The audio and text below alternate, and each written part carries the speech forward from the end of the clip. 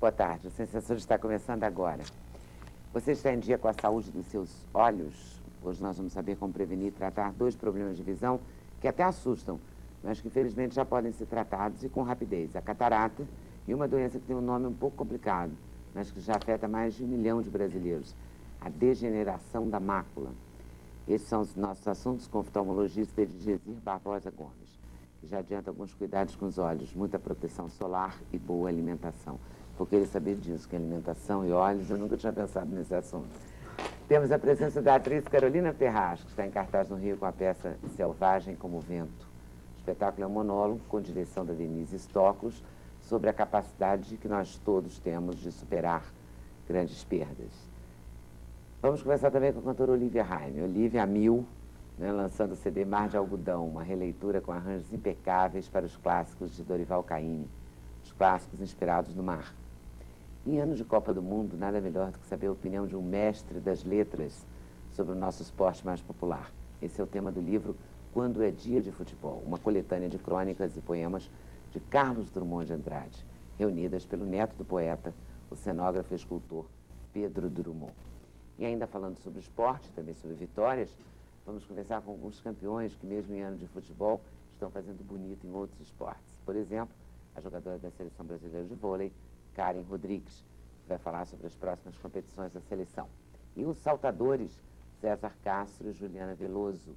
Eles vão conversar com a gente sobre a classificação para a Copa do Mundo de Saltos Ornamentais, que eles vão disputar no mês que vem na Espanha. A nossa debatedora de hoje é a jornalista e autora teatral Sandra Lousada. E vocês são nossos debatedores fixos, por telefone, por fax ou por e-mail. A nossa pergunta de hoje é: você sabe perder? Por conta de tudo, do monólogo de Carolina aos saltos, todas as perdas. Sabe perder, Sandra Lousada? Não. Quem sabe isso, né? Não sei. Sabe perder, César? Não. Aprendi a perder um pouquinho aí com o esporte, mas É não só um bom. pouquinho, né? Porque tá A gente cheio não de engole, troféu não. aí, É. aprendeu pouco, né? Pouquinho. Ainda bem. Juliana também? Saber perder a gente sabe, é porque eu acho que qualquer atleta não gosta, né? Eu odeio perder, faço Qualquer de tudo para não pessoa. perder. Ninguém gosta. Mas saber a gente tem que aprender. É duro o É aprendizado? duro, é difícil. É difícil. É difícil, Karen? É muito difícil. Eu acho que não aprendi até hoje, não. A gente tem que aceitar, mas não gosto de perder de jeito Aprender, nenhum. não. E dizer que como oftalmologista, não sei se tem perdas, mas como golfista, deve como ter tido algum. oftalmologista, perder é difícil, né? Porque realmente envolve a visão. Agora, como golfista, é um esporte individual e é consequência da busca da vitória.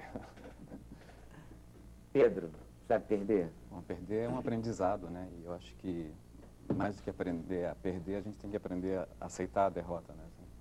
A perda tem vários tipos esportivas, enfim, perdas de coisas que a gente gosta e talvez essas sejam tão difíceis quanto as derrotas que eu não desejo para nenhum de vocês. Né? As afetivas é que são São doses, difíceis, de né? bancar. Não é não, Olívia? Sabe perder? A gente perde o tempo inteiro, cada dia que passa a gente perde um dia, a gente perde o tempo inteiro. Eu acho que todo mundo sabe perder. A gente não gosta, mas a gente sabe. É. Concordo com ela. Falou tudo. A gente perde porque não tem jeito, Tem né? jeito, não tem jeito, Faz cada parte do dia. jogo. Faz parte. Tudo, É. tudo, o tempo inteiro a gente perde. Mas também ganha. Ganha, Não é? Ainda o bem, dia né? chega, o outro Senão, vai embora. A gente não Né? aguenta. Não, Tem faz que parte da somar vida alguma coisa, perder. tá certo. Mas na sua área, na área de oftalmologia, os ganhos É. estão avançando, quer dizer, as perdas estão ficando Acho que a oftalmologia, menores. Leila, recebeu muito avanço tecnológico. Então, realmente, algumas especialidades já vivem com perda, né? Essa parte mesmo da retina que você falou aí. Até hoje, você não tem assim, um resultado que volte a se ter uma visão perfeita. Você consegue, no caso de uma Essa degeneração da mácula? O que é você isso, consegue gente? parar. Eu costumo dizer assim, numa linguagem bem popular, é a bateria do olho. Ela tem que dar 12 volts. E às vezes ela vai enfraquecendo com o passar dos anos, aquelas placas vão oxidando e vai reduzindo a voltagem que aquele fotorreceptor que está no meio do olho para você ver o detalhe, é a visão do detalhe, né? Porque você tem a visão periférica, que praticamente tem 90% do olho para ver os lados, essa periferia toda, e tem o meio, que é essa bateria aí, que é a mácula, a concentração desses fotorreceptores do olho, esse que liga a mensagem do que você vê do detalhe, o que distingue dois pontos separados numa distância grande, que você ainda vê com dois pontos. Isso é a energia que esse fotorreceptor recebe da luz que entra no olho, estimula esse fotorreceptor e leva para o cérebro. Na verdade, quem vê é o cérebro. Então, essa mácula aí seria uma interrupção da vinda da imagem do exterior para o olho, do olho para o cérebro. É como que um esgarçamento, assim? Não. Essa área da mácula, como a bateria, ela tem um líquido. Ela não tem os vasos sanguíneos. Os vasos param ao redor dela e, através da sua passagem osmótica dos líquidos, ela vai e nutre esses fotorreceptores. Por trás dessa retina tem uma área vascular, que é toda a coroide, envolve o globo ocular todo. Daí, esses vasos, eles começam a jogar umas ramificações anormais, tipo varizes, microvarizes, para dentro dessa região, que logo começa a extravasar fluido, pode dar uma degeneração macular úmida, nesse caso começa a jogar fluido para fora, que aí já levanta a película da retina um pouco e você começa a ver a imagem torta. Você olha uma linha reta, ela está torta porque ela segue o mesmo contorno daquela perturbação que houve ali. Isso tem cura? Não, eu não conheço nenhuma cura até o momento. O que a gente tem é pegar o que tem de tecnologia e tentar impedir que esses vasos cresçam ou descolem totalmente isso aí. Com essa medicação mais nova, você consegue queimar esses vasos sem afetar o fotorreceptor, porque a única entrada do caso laser, antes dessa terapia, através de uma substância que tem até uma doença no fígado, que foi quando começou isso, que ela é fotossensitiva, você jogava um laser para queimar esses vasos. Só que o laser tem que passar por cima do fotorreceptor, então queimava o fotorreceptor, já cegava você, né, naquele ponto. Para queimar o laser, então, na verdade, você queimava aquilo para não ficar mais cego. Então, hoje, com essa substância vertoporfirina, você injeta no sangue e joga uma amplitude de luz que não queima o fotorreceptor, mas estimula essa substância que no caso, fecharia esses vasos. Então, você tem uma terapia aí, mais ou menos, no sentido de parar o processo, mas já houve lesão da visão. Então, você não tem o retorno da visão. Você pode parar. A outra parte que eu falei, que você até me perguntou no início, que foi a parte da alimentação. Eu acho que hoje em dia todo mundo está vivendo mais porque está se tomando mais medicações corretas, né? Que a gente chama muito dos antioxidantes. Eu acho que aí está muito o caminho de você levar, porque se houve alguma alteração nessa região, porque houve uma oxidação. E quando há uma oxidação, as reações químicas que devem ocorrer até acabarem, elas são paradas na metade e começam a juntar sujeiras ali. Então, o antioxidante tem esse efeito de limpar essa área suja e, pelo menos, evitar que se produza uma lesão mais crescente. A incidência dessa doença, ela está aumentando? Porque a gente nunca ouviu, eu nunca ouvi falar isso na mácula. Hoje, o mais conhecido que a gente pode falar hoje seria Jorge Amado. Jorge Amado, ele teve esse problema e ele não conseguia mais ler nem escrever. Entendo. E é uma doença que está muito ligada com a hereditariedade. Eu acho que a solução daí tem de vir pela genética, pelo genoma, por esse estudo de genoma, por essa... Se fala em clone, né? Hoje, clone, pela novela, seria formar alguém parecido com a gente, mas o clone mesmo seria você utilizar esse conhecimento genético dessa formação de um ser artificial, de um ser natural, mas num laboratório, e utilizar essas células que vão dar a formação de um olho, de um cérebro, de um braço, de uma pele, de um osso. Uma célula-tronco? Célula-tronco. Seria realmente a célula-tronco. Mas dá para a gente saber que tem uma predisposição para esse problema na mácula? Ou vai só quando acontece? Vai um dia saber se você estudar o código genético da família e se descobrir exatamente em que área do código genético. Mas não tem nada assim, uma dor, uma pressão no olho, uma coisa que você sinta e que dê para você correr? Incrivelmente não tem. É traiçoeira, né? É traiçoeira. É diabetes você do olho, não sente né? muito traiçoeira... você não sente muito porque começa no olho. E as pessoas vão... E um compensa o outro, um né? compensa o outro. Quando você começa a ver que um olho não está enxergando, ali já tem uns 10, 15% de perturbação. E essa doença, pelo menos na minha experiência, porque uma coisa é você estudar, outra coisa é você ter tá vendo clínica, na prática, né? E ver que realmente a coisa às vezes funciona igual o livro, às vezes não funciona. Essa pega um olho e depois de um certo tempo começa a pegar o outro. Então é como se tivesse no código genético uma informação para determinada reação química parar de ser realizada, ou então você não está se alimentando com as devidas substâncias que às vezes... Mas quais são as substâncias, então? O que é uma boa alimentação? Você está Bom, falando de isso, alimentação, para mim, antioxidantes, tarará, para mim está mais não na alimentação comum não, mas nessa que a gente chama de suplementação. Você vai muito hoje nessas casas de malhação e você encontra lá Metrex, aminoácidos, zinco, selênio. Mas isso não está nos alimentos, não é? Está, em muito pouca quantidade. E o teu intestino também, ao envelhecer, ele está perdendo, a pergunta do Tia, perdendo de quê? De absorver. E se você, por exemplo, crômio, vamos selênio que é mais interessante para o olho. Você come não a comida que tem selênio, que eu não posso dizer exatamente agora, que eu não tenho conhecimento de nutrição, mas deve ser na parte de vegetal verde. E o teu intestino já não absorve aquele selênio, porque é muito pouco. Então você dá uma superdosagem de um comprimido aí de 500 microgramas e você tem pelo menos alguma absorção no teu corpo, tem na tua circulação e pode tirar aquela obstrução daquela reação que eu falei. Talvez estivesse faltando selênio ali, que o selênio seria a enzima que faria aquela reação passar dali para essa fase seguinte, até terminar e atender o seu objetivo, que seria finalizar, dar a púrpura visual que a gente vai conseguir, que seria melhora o líquido da tua bateria. É uma coisa fantástica o olho, né? É tão avançado o olho da gente. Genética aí, eu odeio quando vejo alguém dizendo que não pode fazer isso, que a lei penal, então, no Brasil, está coitado. O Brasil não vai aprender genética nunca. É crime tudo quanto for de manipulação genética.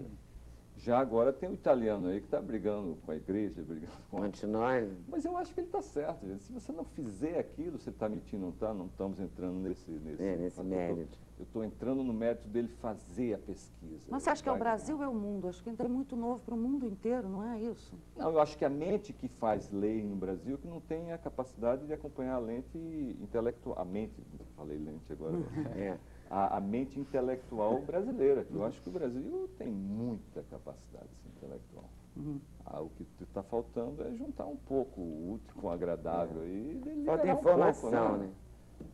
Se você tem a informação, você pode perceber a pesquisa do outro, né? E no Brasil você é condenado por ser pioneiro. Isso é uma das coisas que a legislação mundial não permitiria. Até que hoje tem algumas leis do Código do Consumidor já abre um pouco. E voltando para o seu assunto assim, básico, e a catarata também está avançada ou é que nem a degeneração?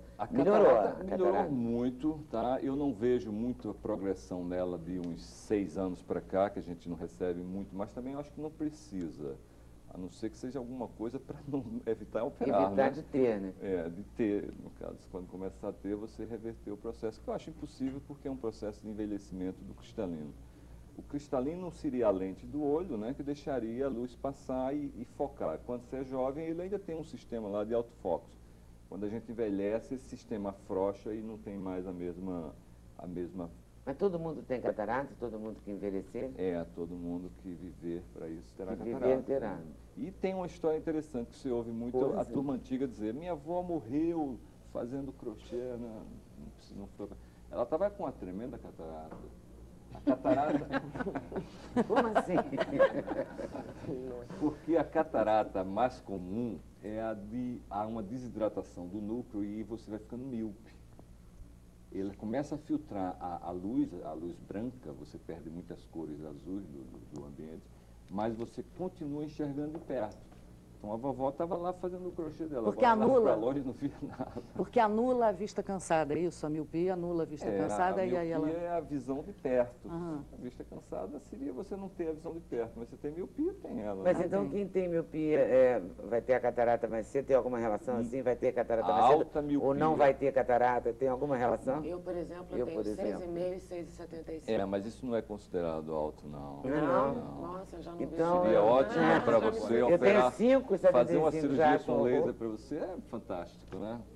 Se livrar desse tanto aí. Mexer pra aqui. Mas a alta miopia, sim, você tem 12 Alta miopia, o anos, quê? tem 18? 12 graus, 13 12 graus graus. de miopia. Aí quando chega nos 40 está com 20, 21. E ela é degenerativa, né? Então vai dando tudo quanto é de problema no olho. Inclusive essa parte da mácula, os fotorreceptores que seriam aglomerados, eles começam a ficar separados um do outro. Então também a cuidado lá embaixo cai. O uso da lente de contato melhora isso?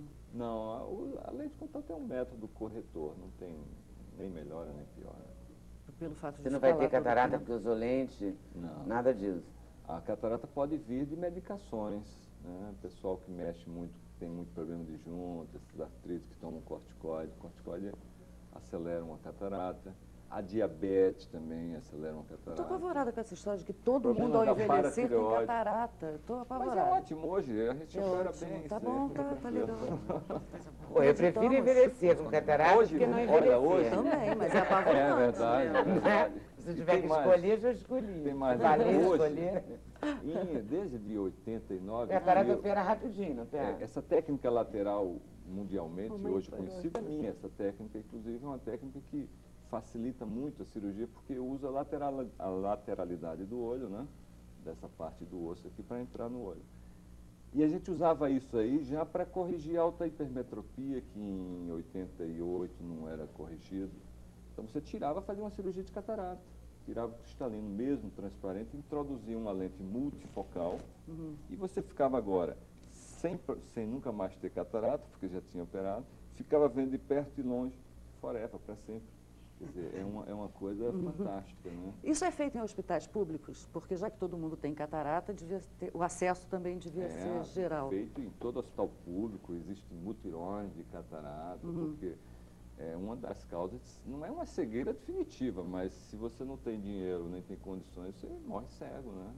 Quer dizer, então, e é reversível. Que coisa horrível, né? horrível. Todo mundo vai ter. E se eu não tiver Tem dinheiro? alguma aí- catarata que não é operável? Ou toda catarata é operável? Existe uma que é a congênita, geralmente quando você... rubéola, essas doenças nos 3 meses de gravidez, às vezes dá um ponto, porque catarata, na verdade, é o nome que a gente chama para uma obstrução desse cristalino, nessa lente. Pode ser uma obstrução lá que não esteja evoluindo, no caso dessas cataratas congênitas, você nasce com um núcleo branco. E a criança pode ficar vendo normal, porque quando essa opacificação é pequena, o raio consegue atravessar um pouco e você não perde muita visão. Então, se você for operar uma criança, você vai deixar ela talvez com uma visão pior do que ela estava, porque ela vai perder a acomodação e outros fatores que o próprio cristalino ainda está funcionando bem. Então, nesse caso, eu acho que seria a única catarata que não é operada, porque se você é uma pessoa que está precisando ler e escrever, então no começo da catarata você já está sentindo O deficiência. que sente? Você não tem foco, você perde qualidade, as pessoas, você olha para uma coisa, pensa que está vendo uma coisa, é outra. Já estou achando que estou cheia de catarata. Estou vendo todo mundo turvo.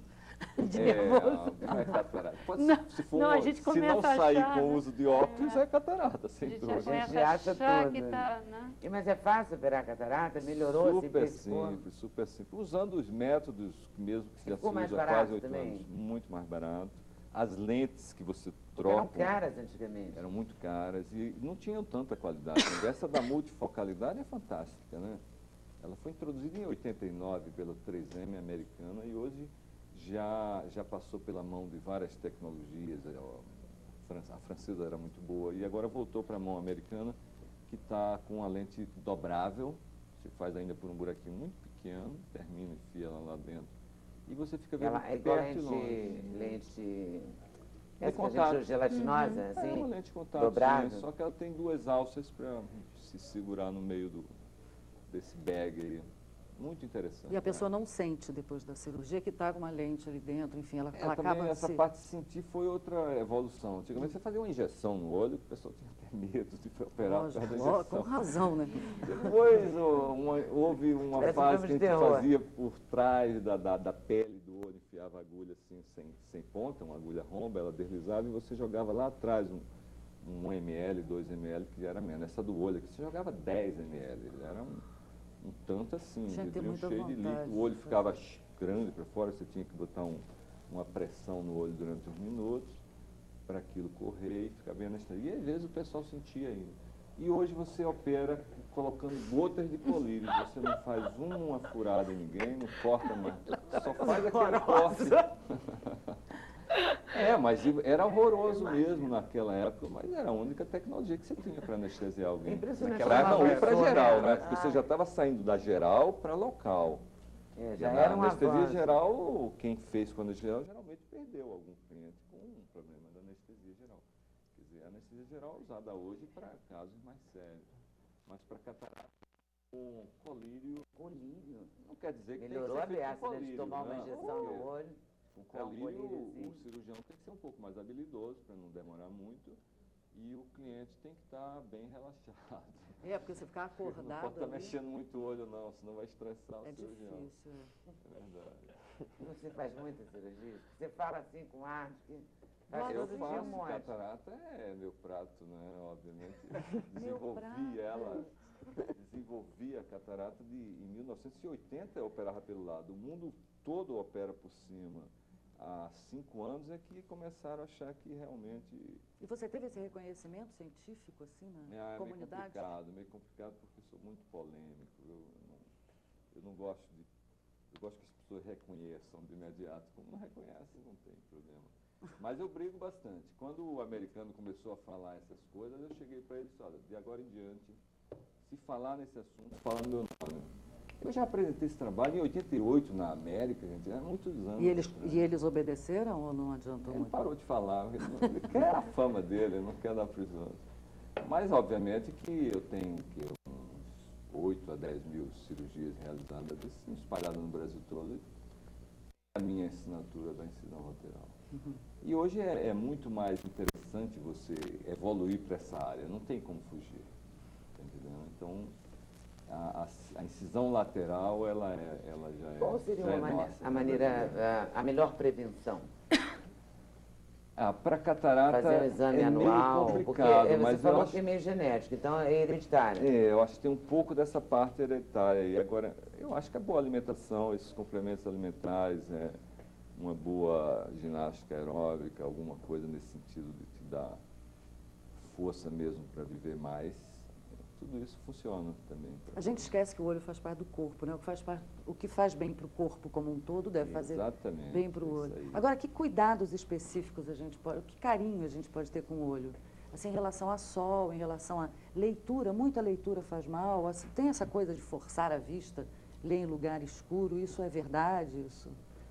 Obviamente, ler em lugar escuro, você vai diminuir a sua absorção intelectual, né? Porque é o que eu estou te falando, quem vê não é o olho, é o cérebro. Se está mandando pouca informação, você não tem como jogar aquela informação para suas áreas de associação. Quanto mais você usa, mais inteligente você seria, no caso. O pessoal fala muito que você usa 10% do cérebro, então você imagina se você consegue jogar informações aí para outras áreas, você vai conseguir, com uma informação simples, deduzir coisas que talvez ninguém visse. Absorver a informação mesmo, né? Tanto quanto a luz. Absorver e juntar com outras que você já tem na sua Mas desde que você lê em condições favoráveis, com boa luz e tal, é sempre bom. O olho foi feito para ver. O olho foi feito para isso, né? É até um exercício para ele. Exatamente. Né? Agora, fazer exame, por exemplo, para você acompanhar essa, a partir de que idade a catarata é mais frequente? Ou é quando é que ela dá bandeira? Não tem assim uma hora que a gente... Todo cliente vai procurar você nessa fase. O óculos para perto é quase que fatal, né? Assim, 40. Você vai levando, chega uma hora que você fala, meu braço ficou curto, né? E você vai para o óculos. Tem uma coisa assim fatal para catarata? Não, para catarata não. Fala, Eu acho que tem muito a independência financeira, né? Porque você vê, às vezes, pessoas mais velhas são muito dependentes da família e não querem perturbar a família e acabam adiando. Não, eu tô ótimo, mas ele não quer dar trabalho ao filho ou a quem está tomando conta da pessoa. Então você vê, às vezes, hoje, chegar no teu consultório, pessoas quase cegas da catarata, ainda, e moram, às vezes, né, na área central da cidade, quer dizer, mas não é falta de informação, é porque elas se percebem que elas não querem dar trabalho mesmo. Deve fazer um exame anual a partir de alguma idade? Costuma, para a parte da vista, você precisar de exame anual, sim, até o próprio, no início da vida, para a fase escolar. E depois disso aí, para sua manutenção, para trocar do óculos, para você detectar determinados problemas que estão acontecendo. E depois, se estiver, obviamente, enxergando bem, para o óculos, eu acho que você sente logo. Quando você está vendo mal, você sabe que está mal, o óculos está fraco, você vai e procura o teu oftalmologista. Se a pessoa não usa óculos, ela deve ter mais dificuldade, assim, de... Se está vendo bem, eu acho que não tem problema, não. Acho que essa parte é geral, como ela falou, a tua parte da saúde. Não tem um sinal assim da luz começa a incomodar? Porque eu me lembro, minha mãe teve catarata, operou as 2 vistas. E um dos primeiros sinais que ela acusava era a luz incomodava. Isso não é um sinal, não é um sintoma, não? É exatamente o que eu te falei. Quando você começa a ter, você sente. E vai procurar Ela fazia assim, quando a parte de catarata, a luz ofusca, porque você tem uma lente na frente que tem pontos de opacificação. Então, a luz, quando bate ali, faz o scattering, né? Ela espalha. Então, ela não passa. Quando eles passam... Esses pontos são fixos no olhar? Não, eu digo os pontos de opacificação dentro da lente. É como se a lente estivesse suja, você embaçar uma lente e jogar uma luz nela, ela clareia. Ao clarear, você ofusca. Então, você está aqui, luz forte, você não vê muito bem aí. Aí faz isso, melhora a visão. Então, você vê muita gente no sol. Você vê muita gente, né? Mais velha que faz assim para o pessoal que dirige no túnel, quando entra no... Outra coisa muito importante também na catarata é a recuperação da visão quando você entra do claro para o escuro. Demora mais. Então você está no túnel, tem um cara lá dirigindo bem devagarzinho no meio do túnel. Você olha lá, provavelmente está catarata, porque ele reduziu a velocidade porque não está enxergando ainda, não houve a acomodação ao escuro. Isso é detectado no exame de vista para renovação de carteira de motorista? Na carteira de motorista, eles pegam muito pela idade e, como dá uma redução da visão, aí eles já reduzem o tempo de renovação da tua carteira. Porque isso é perigoso, né? Quer dizer, no caso de carro, especificamente. Muito perigoso. E se tiver forte mesmo, eu já devia parar ali, né? Mas a parte do Código de Trânsito hoje é muito bom. Ele manda todo mundo para o oculista. Geralmente, ele recebe o teu atestado, atestando que aquele paciente tem tantos por cento da visão, que está com catarata incipiente. Então, eles reduzem, bota para 6 meses a renovação da carteira, entendeu? E para obrigar a pessoa a se cuidar, inclusive, né? Ter que voltar. E óculos escuro, é verdade que não pode usar óculos de camelô? Eu sou meio suspeito, porque eu acho que hoje, sem falar nessa polêmica do óculos está aí, mas isso é material bom que está vindo fora. Existe muito óculos. O óculos do camelô melhorou. O óculos melhorou bastante. Esses óculos, todo óculos, eles estão vindo da China, né, se não me engano. Todo óculos escuro, ele já te protege da ultravioleta. Ele protege alguma coisa. Já te protege da ultravioleta. E todo ele tem agora, se não tiver UV, né, não vai vender. Bom, pelo menos tem um selinho, né, colado, dizendo que tem, né? Mas será que tem mesmo? Eu considero esse óculos de camelô atual igual aquele da farmácia que a gente entrava nos Estados Unidos e comprava meia dúzia. Eu acho esse igualzinho então não também o outro não fazia mal, fazia tanto mal? Nenhum nem outro. Então tá bom, melhorou. Né? Volta aí daqui a pouquinho. Hoje a gente está perguntando aqui se você sabe perder. Sabe? Olá, Carolina Ferraz, adorei esse papel de pau na novela Tudo por Amor. É a Márcia da Tijuca. Saber perder foi uma das primeiras coisas que minha mãe me ensinou. Quem não compreende o perder não vai saber administrar bem quando ganhar. Isso segundo a Márcia. Enfim, para saber ganhar é necessário aprender a perder com sabedoria. Leninha Matos, de Imperatriz, no Maranhão. Ela acha que sabe perder sim. E fez um fax com o coração Com o coração não, com uma estrela e várias flores e corações, etc, para Carolina. Eu tô indo pro intervalo, mas tô voltando já já, tá? Não tô. É mole? Eu mesmo filme aqui, todo dia, esse assunto. Então... Ah, posso. Agora pode. Manda quem pode, obedece quem tem juízo. Tá bom. TV é uma emissora da Rede Brasil.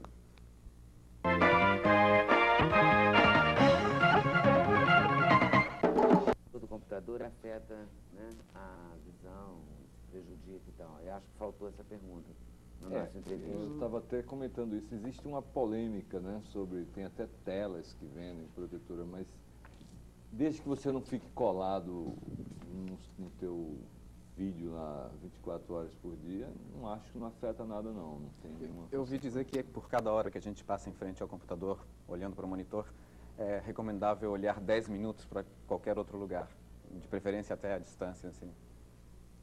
Talvez queira se dizer daí que você está esgotando um pouco a tua bateria lá atrás e você precisa descansar. Seria mais fácil fechar o olho, você teria uma recuperação mais rápida dessa energia. A gente pode fazer isso, né, Pedro? Eu gostei disso. O risco é dormir. Exatamente. Eu vou começar exatamente com o Pedro, cenógrafo, escultor Pedro Drummond, neto do poeta Carlos Drummond de Andrade. No Rio Grande do Norte. Beleza. Não te vejo há uns 30 anos. Brincando, dá por cima, teu cabelo tá muito bom, sabe? Aquele tipo que pega no pé, 30 anos depois, vem aí. Você vai ver. Karen, você já jogou fora do Brasil, né? Já. Jogou na Espanha? Joguei na Espanha, no Peru e no Japão. É uma boa experiência? Foi uma ótima experiência. Também. Difícil, mas muito boa. Gente, muito obrigada pela medalha, inclusive, tá? Só o seu maior sonho, Juliana, rapidinho. O meu maior sonho, eu acho que é ir bem numa Olimpíada, né? Conseguir trazer uma medalha para o Brasil. Obrigada, César. Boa viagem de volta. Gente, muito obrigada a todos por terem vindo. Sandra Lozada pela parceria. Sandra Lozada vai estrear uma peça dela, sabia? Onde é mesmo? Aquela teatro aí no Washington. Chique ela, não? Tenho. Por isso eu vou ficar fora 3 semanas. Mas na volta ela conta. Conto tudo. Tudinho, tá bom? Boa tarde, boa noite, até amanhã. Valeu.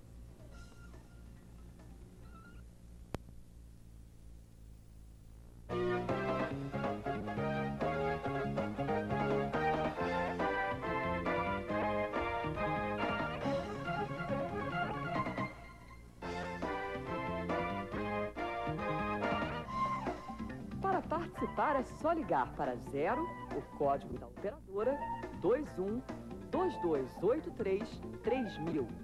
Fax 0, o código da operadora, 21 2232 3271.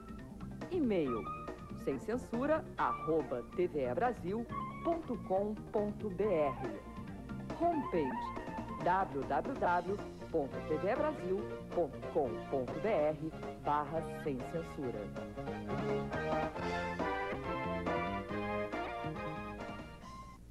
Boa tarde. O Sem Censura está começando agora e hoje nós vamos falar de 2 doenças crônicas que não têm cura, mas que podem ser controladas com o tratamento médico adequado. O oftalmologista Gesir Gomes vai conversar com a gente sobre a importância do diagnóstico precoce do glaucoma, uma doença que progride lentamente e que afeta 900 mil brasileiros. A outra doença é a AIDS, que se expande cada vez mais entre pessoas com pouca instrução. Daí já se vê o quanto faz falta uma boa informação. É disso que nós vamos falar com o coordenador do Grupo GAPA da Bahia, Arlen Henriques. A campanha anual de prevenção do GAPA, pela primeira vez, trará um documentário com depoimentos verídicos de homens e mulheres portadores do vírus HIV. Os astrólogos querem ser encarados com mais seriedade, tanto que estão lutando pela regulamentação da profissão. O projeto já passou pela Comissão de Assuntos Sociais do Senado e a astróloga Maria Eugênia de Castro vai falar com a gente sobre esse assunto. Matheus Nastergalli estreia amanhã O Exéquio Brasileiro, peça alemã do século XIX, com o tema eterno, o sofrimento do ser humano. E será encenada nos escombros do Casa Grande, no Rio de Janeiro. O grupo Piolim, que fez a premiada peça O Val da Sarapalha, divide o palco com Matheus. Estela Freitas não tem companhia, está sozinha no palco pela primeira vez. E Chega de Sobremesa, que é também a primeira peça escrita por ela, para comemorar seus 30 anos de carreira. Ela entrelaça fatos da vida dela com a história do país. Temos aqui também o guitarrista Roberto Rosenberg. Está lançando o CD Circular. MPB, jazz, blues, som afro-latino, totalmente instrumental. Nossa debatedora de hoje é a jornalista e autora teatral Sandra Lousada. E vocês, que são nossos debatedores fixos, por telefone, por fax ou por e-mail. Nossa pergunta de hoje é: você costuma consultar os astros antes de tomar uma decisão importante na sua vida? Costuma, Sandra?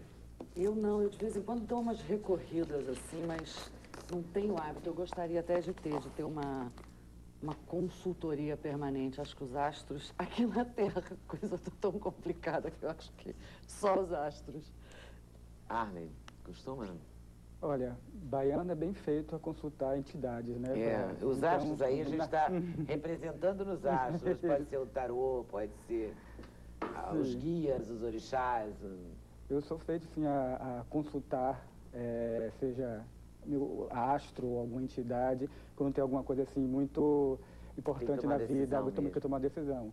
Agora, mapa astral, fiz um e foi uma experiência fantástica e é uma coisa que eu quero continuar. Doutora Edizia. Eu tenho uma cliente, uma cliente chamada Lígia, que ela é astróloga e ela uma vez fez para mim um mapa astral. Cheguei até a entender a coisa. Eu achei muito parecido com psicologia, Leda. Eu acho que eles têm umas bases que têm fundamento, sim. Se olhar direitinho, nós também não... Muito cliente seu resolve fazer mapa astral antes de operar? Tem, isso existe. Tem alguns clientes que eles preferem ver o mapa, outros a lua, né? Diz que lua é minguante, não dá edema, não tem retenção de água. Eu achei interessante, sim, mas não tive tempo ainda para estudar profundamente essa... Tá certo. Roberto Rosenberg, costuma consultar os astros? Olha, eu tenho que refazer o meu mapa, eu fiz uma vez e eu achei muito interessante. E tem até uma certa dúvida no meu mapa sobre o ascendente, que eu preciso atualizar isso aí. Eu não tenho hábito de consultar regularmente, mas eu respeito muito, acho muito interessante. E aí, Estela, consulta, não? Eu consulto, eu adoro esse assunto. Adoro. Acho maravilhoso, acho que nós mulheres somos movidas à lua, não só nós, como as marés, a agricultura, tudo. Eu acredito nesse ensinamento antigo, que era científico e agora não é mais, mas eu acho que é. Então eu procuro fazer sempre meu mapa astral, minha evolução anual, estou sempre ligada. Tá certo. Matheus? Eu fiz um mapa astral um tempo atrás, ganhei de aniversário, em janeiro. E adorei, nunca tinha feito, adorei. Tinha uma dissecação do meu caráter, parecia mesmo bastante com psicologia. Ficamos 4 horas conversando, eu e o astrólogo, foi gostoso. E eu adoro o Quiroga. Eu abro o jornal, eu procuro, a primeira coisa, eu tento ler o Quiroga para... Não para me pautar exatamente, mas para dar uma entendida em como é que tá o fluxo das coisas, assim. Uma noção. Se a lua influencia as marés, as colheitas e tal, deve também mexer com a gente, assim. Não me pauto unicamente por isso, mas eu gosto de saber se o mar tá para peixe ou não, né? Maria Eugênia, não vou nem te perguntar isso. Muita gente consulta você antes de uma decisão importante? Muita. A maioria das pessoas, ou a maioria chega assim para fazer o mapa? Não, muita gente chega só para conhecer, fazer o mapa, e agora os que já conhecem vêm sempre para marcar operações, marcar assim, casamento, datas boas, até para assinar contratos, para ter lucro, para inaugurar a loja, inaugurar isso, mudar de casa. Marca muito, não custa nada, né? A pessoa ouvir, é uma indicação que funciona há 6.000 anos. E as pessoas depois te dão... Gomes. O glaucoma atinge, o glaucoma ou a glaucoma? Pode ser a doença também. Pode ser a doença, né? Mas é o glaucoma. Porque as pessoas, de modo geral, usam. 900 mil pessoas têm isso. Essa é a estatística de que no Brasil tem 900 mil, né? E a estatística mundial é bem maior e tem até uma estatística sabendo quantas pessoas estão cegas por essa doença. Mas é uma doença que chega, é uma doença que, para mim, eu classifico ela meio diferente do que se tem, porque eu sou da ideia de que o glaucoma é uma doença vascular. Ou seja, você, do mesmo jeito que você tem o problema daquelas famílias que têm infarto, o exemplo do filho do ACM mesmo e outras famílias, mas o glaucoma também tem isso. Você tem nas famílias, quando chega a 40 anos, aí começa a aparecer sintomas de glaucoma. Geralmente, né, vem pela pressão elevada do olho. Uma pressão elevada no olho, desde que não seja muito alta, também não causa nenhum sintoma na pessoa, né? Você não consegue distinguir isso. Então, você tem que ir a um oculista para que ele faça esse diagnóstico através da pressão. Depois ele vai estudar quais são as alterações que estão acontecendo naquele glaucoma e pode classificar melhor se ele é um glaucoma desse doença, que para mim o que chama glaucoma doença é aquele que aparece depois dos 40 anos, ou aquele que já nasce com ele, que é no caso, congênito, que seria o glaucoma primário, e esses outros secundários seriam mais devido, por exemplo, se faz uma cirurgia, não se dá bem na cirurgia, traumatizou determinada área do olho, obstruiu a drenagem do olho, você vai ter uma pressão alta, que poderia ser chamada de glaucoma, tem inflamações no olho, tipo Mas o glaucoma cega necessariamente? Se não tratar, cega. Ele tem também o que eu chamo da penetrância genética, se é maior ou menor. Ele pode cegar em um tempo menor ou em um tempo maior. Tá? Então, é exatamente parecido com a parte cardíaca. Não? Tem gente que vive com angina. Algum sintoma que você possa... Porque a parte cardíaca a gente tem sintomas, né? Você faz um colesterol, você faz exames assim preventivos. Mas né? o colesterol nem sempre quer dizer que você vai ter um problema cardíaco. Sim, mas você está no caminho. Né? Pode ter uma arteriosclerose antes, né? Tem uma homocistênia, você tem exames para você testar, chegar lá. O glaucoma tem algum sintoma? Quer dizer, a pessoa enxerga mal, sente dor? Não, o glaucoma, para dizer a verdade, a última coisa que a pessoa perde no glaucoma é a visão central. Então você está vendo tudo, só que as coisas vão reduzindo aqui, na lateral. Então, antes, obviamente, que chegue num tubo, né? Uma visão tubular, você já bateu tantas vezes em parede, em lugar que está alguma coisa estranha. Tá errada, né? Num carro mesmo, se for dirigir, coitado, né? Não tem como, porque você só vê o tubo. A passagem da imagem através daquela área do campo visual.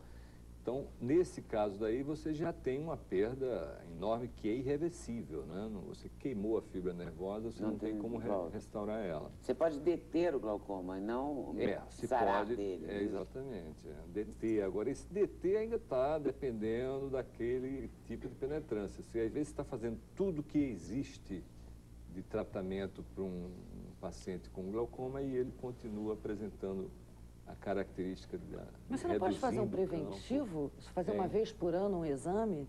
Se é preventivo, é assim. Você pode fazer uma vez por ano? Você evita, de repente, chegar ao último estágio. Quando você faz câncer de mama, quando você faz mamografia para prever o câncer de mama, enfim, que você tem você pode ter um diagnóstico precoce?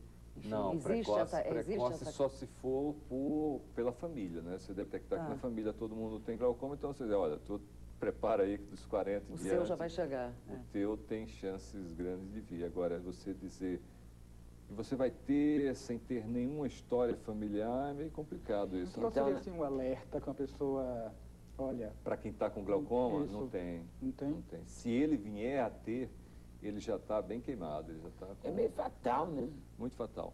Mas hoje, agora, com a medicina aberta, né, não é tão... As pessoas míopes... se tem mais... que tem algum tipo de problema, devem, pelo menos, descobrir se tem glaucoma. Alguma vantagem seria descobrir se tem glaucoma mais cedo, é isso? Porque você vai mais ao teoricamente, se você tem algum problema ocular. Se você enxerga super bem, também tem esse fato aí que você falou certo.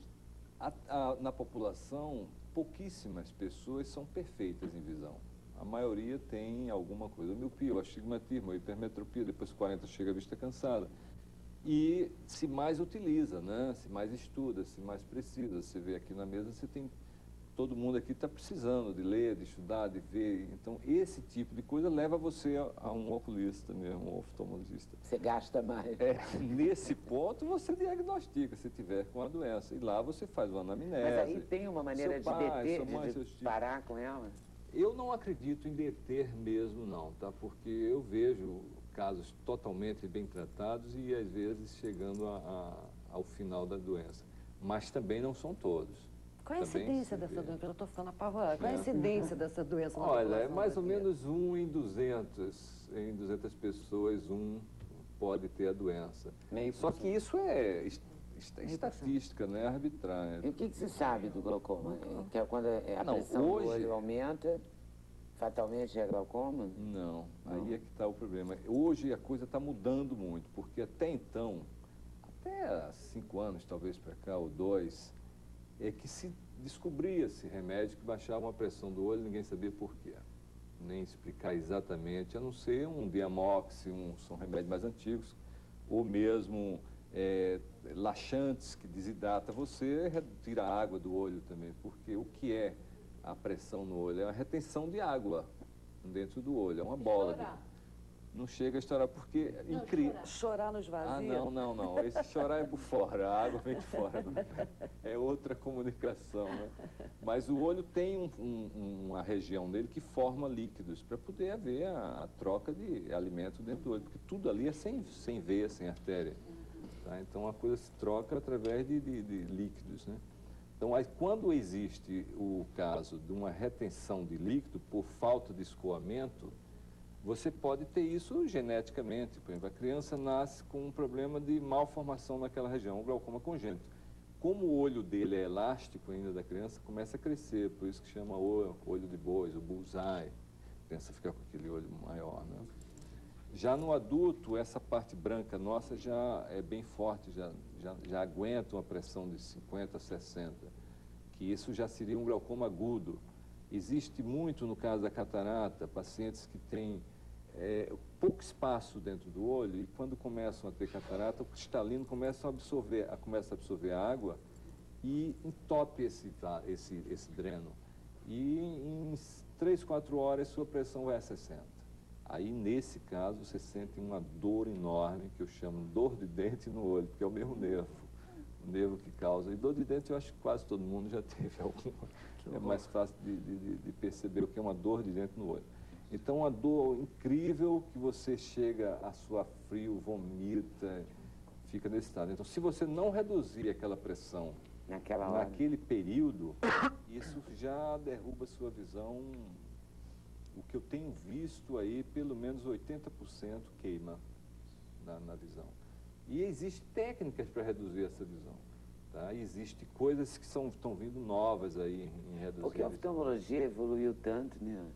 É uma especialidade que evoluiu absurdamente nos Agora está no que eu chamo do small prints, ou seja, naqueles detalhes bem pequenos, porque não está causando muito rebuliço. Mas desde que o homem começou a subir ao espaço, que a oftalmologia, a cardiologia, porque o material, né, que você consegue de reduzir equipamentos para examinar o olho melhor, para examinar um coração. Hoje você consegue enfiar um tubo dentro do corpo e lá numa veia jogar um expansor para impedir que aquilo fique obstruído. A mesma coisa está chegando para isso no olho.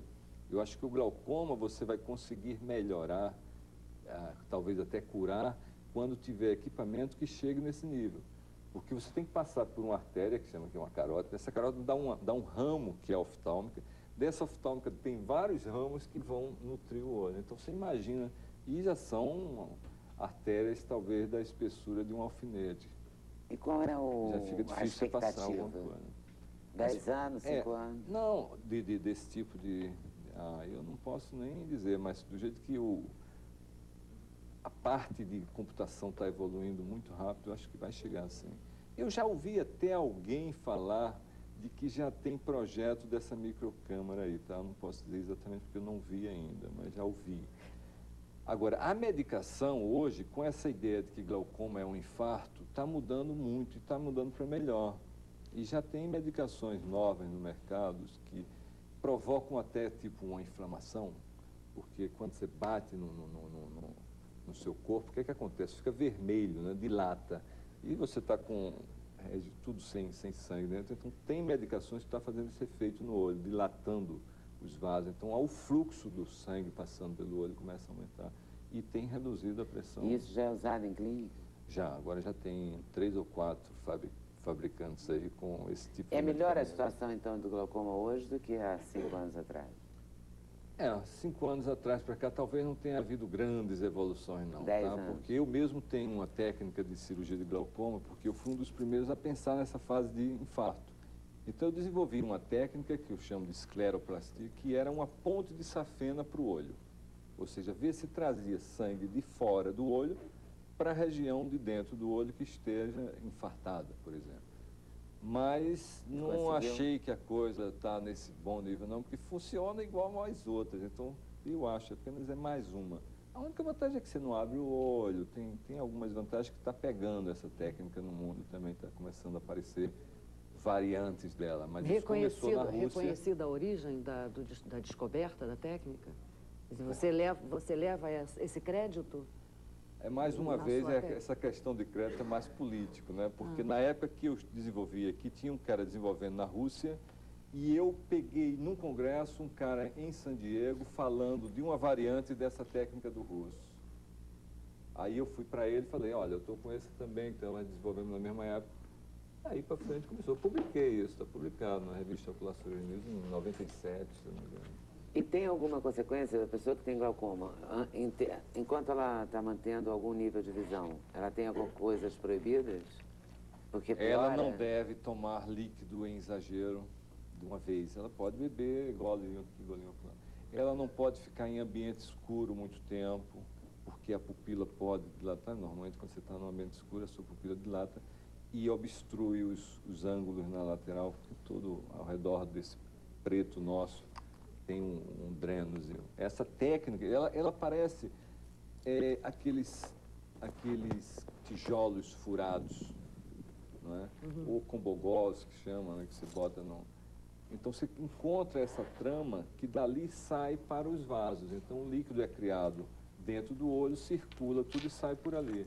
Existem várias patologias que entopem aquilo lá, tem outras que aumentam a formação daquele líquido. E diz isso aí, eu estou vendo você falar, o olho é uma máquina tão complexa e tão delicada, e a gente está falando do olho, da visão e tal, e fala-se muito, aqui no programa mesmo a gente fala muito das pessoas que estão preocupadas com o entorno do olho. Então, faz cirurgia para tirar um pedaço de cima, um pedaço de baixo, um pedaço, lado. Essa prática tem alguma coisa nociva para o olho? Quer dizer, pode ser nocivo para o olho? Não. Essa mexeção em volta? Não. Hoje você, obviamente que isso foi um boom na época dos 80, né, quando a gente começou a cortar córnea aí para tirar miopia. Eu mesmo tenho as minhas cortadas, sou muito bem. E isso causou esse boom porque tinha não se deve mexer no olho, mas hoje você consegue trabalhar no olho muito bem e melhorar muita coisa. Não, eu estou falando das cirurgias plásticas. Ao redor do olho, em torno do olho. Mas que deixa o paciente dormindo com o olho um pouquinho aberto. Isso traz um problema para a gente, porque o cliente fica, sabe, mas só quando há um erro, né? Não fica bom e você não pode dizer ele que vai curar, porque dorme, não tem que... E ele não sabe, né? Porque tem que perguntar se alguém dorme com ele, para poder saber se a pessoa está dormindo lá. Então, qual o problema da pessoa dormir de olho aberto? O olho tem que ser um tecido molhado. É igual a mucosa da boca e outras partes. A hora de dormir é uma hora em que de lubrificar, é uma hora de... Não, você está sempre lubrificando, porque você pisca, porque o fio lacrimal, ou seja, o molhado do olho, quebrou ali. Aí tem um nervozinho na ponta que diz, quebrou, aí você faz isso, aí ele renova esse fio. Então, tem essa renovação do fio lacrimal. Tem gente que tem problema na glândula lacrimal, começa a reduzir, aí começa a ficar com o olho seco, aí tem que estar pingando. E tem pessoas mais idosas, principalmente depois que operam catarata, começam a lacrimejar mais, porque a luz intensa também traz lacrimejamento. Aí querem curar o lacrimejamento. É melhor tu ficar com o olho molhado do que ficar com o olho seco. Melhora mais. Nesse ponto é bem melhor, não é verdade? Então, nessa aliás, parte... o olho seco tem um nome, né? Tem, é o dry eye. Uma coisa assim. Síndrome de Sjögren. Mas aí é... Mas aí se você dorme Eu não vejo essa síndrome há anos. Mas eu entrevistei aqui recentemente eu tive um amigo fez até que uma tinha associação. Mas se você dorme com o olho entreaberto, então... Aí resseca, esse tecido queratiniza, que nem a pele nossa, aí quando você acorda começa a parecer que você tem areia dentro do olho. Porque tem um tecido queratinizado, que essa queratina é essa última camada da pele morta quase, tá? que fica. Então você começa a ter a sensação de olho. Você recupera isso? tem que vedar o olho com esparadrapo durante a noite ou fazer alguma coisa. Tem até... Fica meio difícil você dormir com aquele óculos de natação. Mas seria o ideal, porque abafa, né? Não deixa a umidade... Agora, existem umas coisas que acontecem que a gente não sabe. Uma vez aconteceu, assim, remédio para dormir. De uma pessoa ir parar no oftalmologista, ele olhou para ela e falou assim, você tomou remédio para dormir, né? Porque ela lacrimejava, acordou urrando de dor. Aí ele falou que isso acontece muito. Você, quando vai dormir, às vezes você apaga, por causa do remédio, antes de piscar. Então você dorme de olho aberto. Olha que maluquice. Eu não sabia que isso acontecia. Eu nunca ouvi falar disso, não. Mas pois é, mas aconteceu. Não estou ligado nessa área daí. Tudo é possível. É possível. Exatamente. Eu volto aí daqui a pouquinho, tá bom? Vou conversar agora com o coordenador geral do grupo.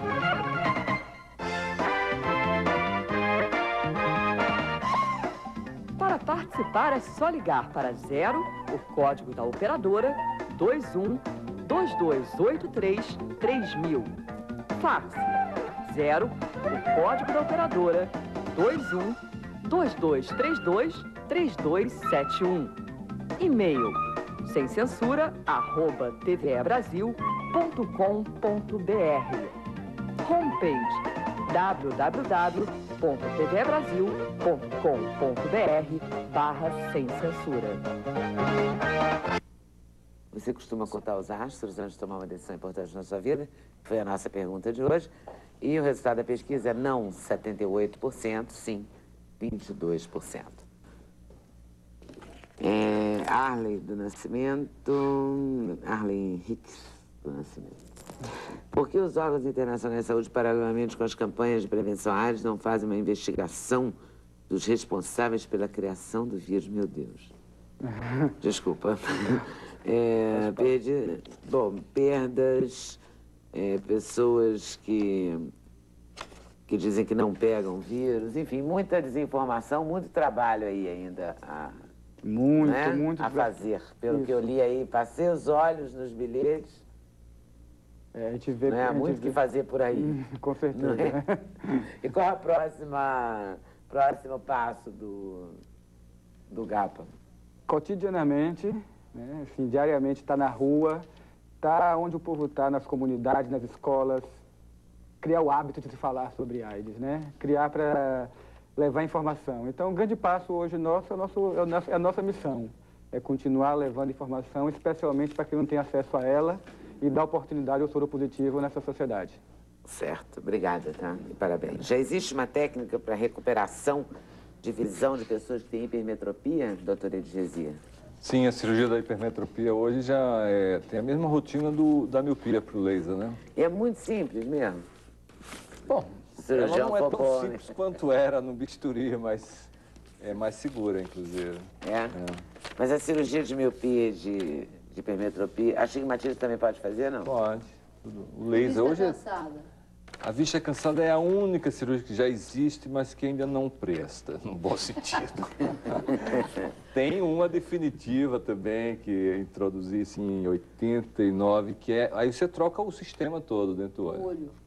Troca o foco lá de dentro, tira a câmera e bota um zoom dentro. Essa é a única que é definitiva e que funciona relativamente bem. Com que frequência a pessoa que tem glaucoma deve ir ao consultório do oftalmologista? Anual? Bom, pelo menos, olha, existe muito a perda do efeito da droga, se você fica usando uma substância. Eu estou impressionada porque tem uma moça que tem... 6 meses não é um bom tempo. 25 anos, ela tem glaucoma desde os 25 e estava tomando medicamento. Há 8 anos ela não vai ao médico. Ela pergunta que grau eu estou. Impossível, né? Ela tem que ir ao médico. Porque ela é muito nova para estar com glaucoma, então tem que ver que tipo de glaucoma é esse. Porque realmente, nova assim, começou cedo. Cedo, tá bom. Obrigada. Maria...